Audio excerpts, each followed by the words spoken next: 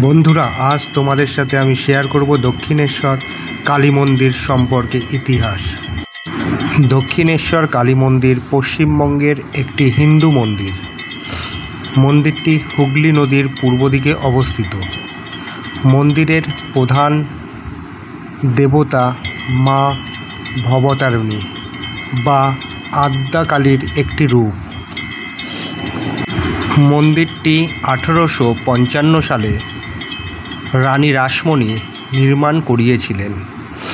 মন্দিরটি 19 শতকের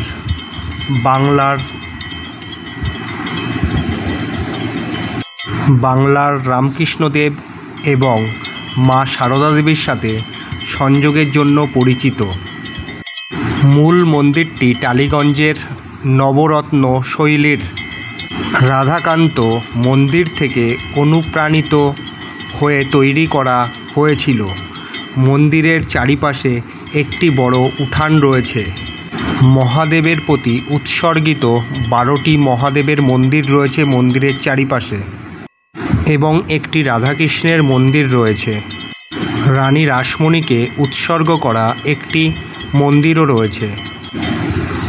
মন্দিরের শেষের ঠিক উত্তর পশ্চিম কোণে একটি কক্ষ, যেখানে রামকৃষ্ণদেব এবং মা সারদা তাদের জীবনের অনেকটা সময় কাটিয়েছিলেন। মন্দিরটি হুগলি নদীর তীরে অবস্থিত। দর্শক বন্ধুরা, মায়ের এই মন্দিরটি দর্শন করে যান। মায়ের মন্দিরে আসার যোগাযোগ ব্যবস্থা যথেষ্ট উন্নত। বাস, ট্রেনের সাথে সাথে মেট্রো রেলেরও ব্যবস্থা আছে।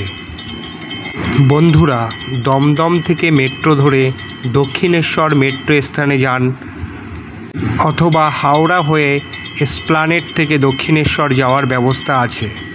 ট্রেনে করেও দক্ষিণেশ্বর স্টেশনে যেতে পারেন। দেশ বিদেশ থেকে বহু মানুষ প্রতিদিন এই মন্দিরে আসছে। বন্ধুরা, ভিডিওটি ভালো লাগলে শেয়ার করুন এবং চ্যানেলটি সাবস্ক্রাইব করে আমার পাশে থাকুন। ধন্যবাদ।